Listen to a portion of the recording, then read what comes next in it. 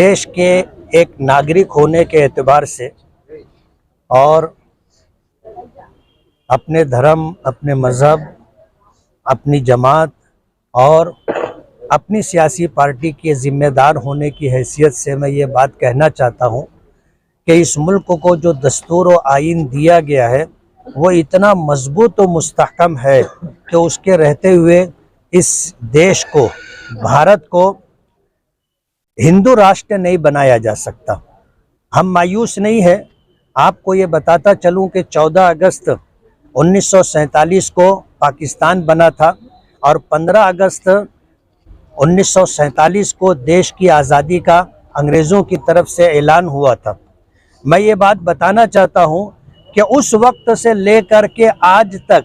RSS और उसकी झैली तंजीमें इस बात के लिए मुसलसल कोशा हैं कि भारत को जो है हिंदू राष्ट्र बनाया जाए, लेकिन मुल्क की आज़ादी के लिए सबसे पहले और सबसे ज़्यादा और बड़ी कुर्बानी देने वाले इस देश के मुसलमान हैं। और मुसलमानों ने उस वक्त से जब अंग्रेज़ इस मुल्क में आने के बाद काबिज हुए मुसलसल जद्दोजहद और कोशिश करते रहे, इसलिए कि मुगलिया सल्तनत थी, बंगाल में सिराजुद्दौला की हुकूमत थी, मैसूर में सुल्तान फ़तेह अली टीपू की हुकूमत थी और आंध्रा और इस दक्कन के इलाके में निज़ाम की हुकूमत थी। हिंदुस्तान के एक बड़े हिस्से के ऊपर मुसलमान नवाब की हैसियत से हुकूमत कर रहे थे। राजवाड़े भी थे जिनका तस्करा तारीख़ की किताबों में मिलता है, लेकिन ये मुल्क हमसे छीना गया था। इसलिए इस मुल्क के लिए सबसे पहली लड़ाई हमने शुरू की थी और सबसे ज़्यादा कुर्बानी हमने दी है। मुल्क की आज़ादी के मौके पर 1919 में जमीयत उलमा बाकायदा कायम हुई थी और कांग्रेस कमेटी की तश्कील जब हुई थी तो जमीयत उलमा कांग्रेस कमेटी के साथ मिल करके मुल्क की आज़ादी के लिए जद्दोजहद कर रही थी। जब मुल्क आज़ाद हुआ तो जिन लोगों को इक़्तिदार सौंपा गया वो कांग्रेस पार्टी के ज़िम्मेदारान थे। जमीयत उलमा ने इस बात की मुसलसल कोशिश की कि मुल्क की तक़सीम के ज़िम्मेदार तुम हो, हम नहीं है। जब मुल्क की तक़सीम को जमीयत उलमा ने और जमीयत उलमा के अकाबिरीन ने कबूल नहीं किया और जो मुआहदा हुआ है उस मुआहदे के ऊपर जमीयत उलमा के ज़िम्मेदारान की दस्तखत नहीं है, इसलिए आप ये कह कर के कि पाकिस्तान बन गया है मुसलमानों के लिए, अब ये भारत जो है ये हिंदू राष्ट्र बनना चाहिए, आपका ये मुतालबा गलत है। इसलिए कि मुल्क की तक़सीम के ज़िम्मेदार तुम हो, हम नहीं है। इसलिए हमारा मुतालबा ये है कि ये मुल्क को ऐसे दस्तूर के तहत चले जो गैर मजहबी हो, जो जमहूरियत और सेकुलरिज़म पर मुश्तमिल हो। जमीयत उलमा के ज़िम्मेदारान की बात इतनी वज़नदार थी कि उस वक्त के हुक्मरानों को उनके इस मुतालबे को मानना पड़ा और एक कमेटी तश्कील देनी पड़ी डॉक्टर भीमराव अंबेडकर की सरकर्दगी में,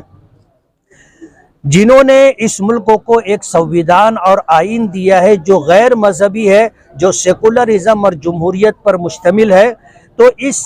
कानून को ख़त्म करने के लिए और देश को जो है हिंदू राष्ट्र बनाने के लिए आरएसएस की पहले दिन से कोशिश है, आज तक वो नाकाम है, आइंदा भी इंशाअल्लाह वो नाकाम ही रहेंगे। ये तो उनकी प्लानिंग है कि इस मुल्क में मुसलमान ही नहीं जितनी अक़लियतें हैं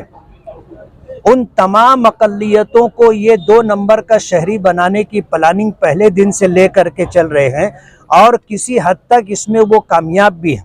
मैं आपको ये बताता चलूँ कि मुल्क आज़ाद हुआ, आज़ादी के लिए सबसे बड़ी कुर्बानी मुसलमानों ने दी थी, लेकिन देश की आज़ादी के बाद से जितनी हुकूमतें रहीं उन तमाम हुकूमतों ने मुसलमानों के साथ जो रवैया इख्तियार किया वो ऐसा था जिसने इस मुल्क में मुसलमानों को 2 नंबर का शहरी बना दिया। सच्चर कमीशन की रिपोर्ट में ये बात खुल करके सामने आई कि इस मुल्क में मुसलमान दलितों से ज़्यादा पसमानदा है। सरकारी मुलाजमत कहो, कानूनी तौर पर कारोबार की जो रोज़गार की मुराआत है वो कहो, सरकारी स्कीमें कहो, तमाम चीज़ों से मुसलमानों को महरूम और वंचित रखा गया है और 2 नंबर का शहरी बनाने की कोशिश है। हमारी भी जद्दोजहद है।